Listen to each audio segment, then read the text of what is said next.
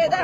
బట్టి గారు గౌరవనీయులు డిప్యూటీ సీఎం గారు చాలా గౌరవంగా ఉంటాం, గౌరవంగా మాట్లాడతాం. వచ్చి మాట్లాడుతూ ఉంటే మాకు ఉపసంహరణంగా ఏదన్నా సంధాయిస్తారేమో అనుకున్నాం. కానీ వారు మాట్లాడుతూ కూడా మాట్లాడిన మాటలు నిజంగా బాధాకరం అనిపిస్తున్నాయి. ఆ రోజు ఏదో అపోజిషన్ లీడర్ గా నా పదవి పోయిందని మాట్లాడున్నారు.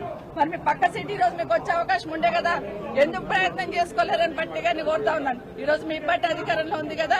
అన్నిటికన్నా ముఖ్యంగా ఒక మాట అన్నారండి గౌరవనీయులు డిప్యూటీ సీఎం గారు, ఏ ముఖం పెట్టుకొని ఈ అసెంబ్లీలోకి వచ్చారన్నారు. మా కర్మగాలే వచ్చాం. ఏం కాదు, వాళ్ళు బస్ స్టాండ్ ఫాలో అవుతారు కానీ ఇది బస్ స్టాండ్ ఫాలో అయితే తెలంగాణ మహిళలందరూ శాపం తగ్గుతున్నారు. ఎందుకంటే మేమేం తప్పు చేయలేదు. దేశంలో చాలా మంది పార్టీలు మారుతూ ఉంటారు. ఈ రోజు మీ పక్కన కూర్చోబెట్టుకున్నారు. ఎన్నికలు అయిన తర్వాత మీ ప్రభుత్వం అధికారంలోకి వచ్చిన తర్వాత కేసీఆర్ గారి ఇంటి మీద ఉన్న వాళ్ళని కాకి నా ఇంటి మీద వాళ్ళతో కాల్ చేస్తామని మాట్లాడండి ఇదే గౌరవ ముఖ్యమంత్రి గారు. కానీ అదే కేసీఆర్ గారు గెలిపించిన ఎమ్మెల్యేలంతా తీసుకుపోయి మీ పక్కన కూర్చోబెట్టుకున్నప్పుడు నన్ను పార్టీ మారినవని అడిగితే అధికారం మీకు ఎక్కడిదని అడుగుతున్నాను. ఆ రోజు నేను పార్టీ మారినప్పుడు విత్ ఇన్ ద పార్టీలో ఏం జరిగింది, ఏ విధంగా మమ్మల్ని మెడబట్టి బయటికి గెంటేశారనేది మీకు తెలీదా అని అడుగుతున్నాను. ఎందుకంటే మాట్లాడలేదు, ఇన్ని రోజులు మాట్లాడలేదు. నేను పార్టీ గురించి ఎవరి గురించి మాట్లాడకుండా నేను కేసీఆర్ గారి నాయకత్వంలో పనిచేయడానికి వచ్చాను. 5 సంవత్సరాలు ఎందుకు మీరు నోరు మూసుకొని కూర్చున్నారు? ఇప్పుడు అడుగుతానండి. మాట్లాడాల్సింది 5 సంవత్సరాలు. ఈ రోజు నేను బీఆర్ఎస్ పార్టీ బీఫామ్ మీద గెలిచి వచ్చున్నాను. ఇప్పుడు నన్ను గురించి మాట్లాడే అధికారం మీకు ఎక్కడిది? ఈరోజు బాగా గుర్తుపెట్టుకోండి, నా కుటుంబానికి ఒక చరిత్ర ఉంది. నిజంగా మాట్లాడాలంటే నాకు 10 నిమిషాలు టైం ఇవ్వాల్సింది.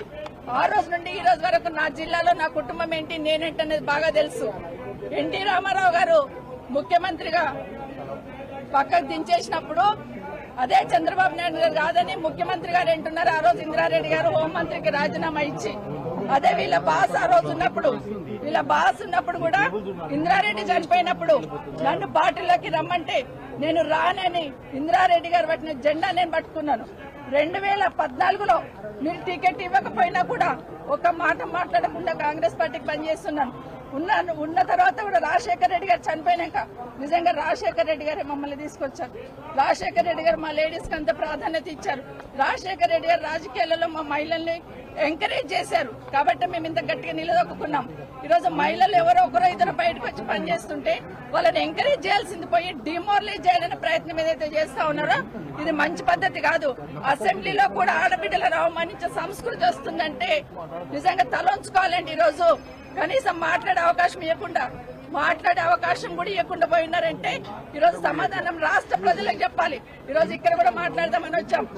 అవసరం లేకపోయినా అరగంట నుండి అక్కడ కాంగ్రెస్ పార్టీలు నిల్చొని ఉన్నారు కాబట్టి ఇక్కడ మాట్లాడాల్సి వచ్చింది.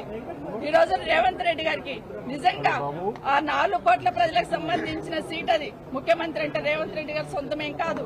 ఆ సీటు గౌరవం పెరగాలంటే ఈ రోజు మీరు క్షమాపణ చెప్పండి. తెలంగాణ రాష్ట్ర మహిళలందరికీ కూడా ఈరోజు క్షమాపణ చెప్పాల్సిన బాధ్యత ఈరోజు రేవంత్ రెడ్డి మీద ఉంది. బట్టి గారు, గౌరవనీయులు డిప్యూటీ సీఎం గారు, మీరు మాట్లాడిన మాట ఏదైతే ఉందో ప్రతి ఇంట్లో ప్రతి ఆడబిడ్డకు తగులుతుందండి. ఎందుకంటే మొహం పెట్టుకొని వచ్చిందనే మాట చాలా బాధ అనిపిస్తుంది. Thank you.